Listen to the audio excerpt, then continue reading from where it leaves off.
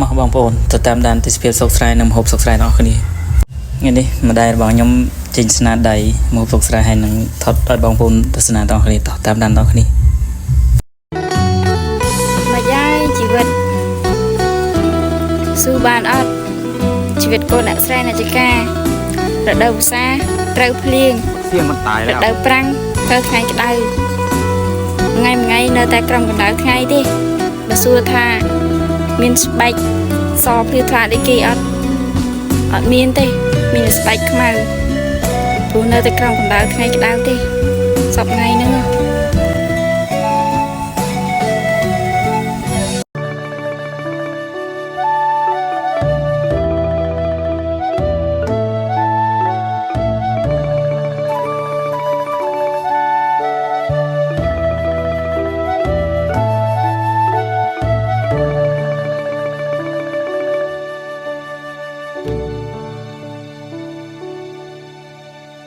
ពេលវេលាសែនខ្លី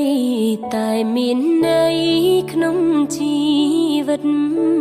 អ្វីដែលតែងតែគិតបងប្រាថ្នាមិនជឿលើនិស័យមិនជឿព្រេងវាសនាតែពេលនេះទៅដឹងថាជាការពិតcòn này mới từភាពក៏ដឹងថាវាស្អាតដែរបងប្អូននៅស្រុកស្រែនេះគឺទស្សនភាពក្រោយផ្ទះរបស់ខ្ញុំហើយម្ហូបធម្មជាតិបែបនេះវាអត់ពិបាករកទេនៅចិត្តផ្ទះយើងដូចអ្នកនៅស្រុកស្រែអញ្ចឹងសំខាន់គឺយើងឲ្យតែមានពេលវេលារកចិត្តផ្ទះមានបន្លែជាច្រើននៅក្រោយផ្ទះក្រោយអីហើយវាងាយស្រួលក្នុងការចំណាយតែបើដូចនៅទីក្រុងអីយើងត្រូវការទិញពីគេយកមកដើម្បីចំណាយរាល់ថ្ងៃនៅស្រុកស្រែពីចិននៅរោនៅចិត្តផ្ទះអញ្ចឹង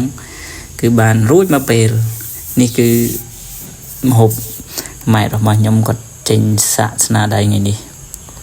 ចង់ដឹងថាឆ្ងាញ់យ៉ាងណាចាំមើលភាសាម្ហូបនេះពីចិនខ្ញុំមកផ្ទះយូរមកផ្ទះម្ដងគឺឧស្សាហ៍គាត់ធ្វើម្ហូបបែបនេះដើម្បីហូបដោយសារយើងនៅទីក្រុងភាគច្រើនហូបរបស់គីមីច្រើនមកដល់នេះគឺភាគច្រើនគឺធម្មជាតិសុទ្ធតែម្ដងនេះគឺមើលទៅវាប្លែកភ្នែកម្យ៉ាងដែរបងប្អូនហើយគឺឆ្ងាញ់ហ្មងនិយាយមែនតើគឺឆ្ងាញ់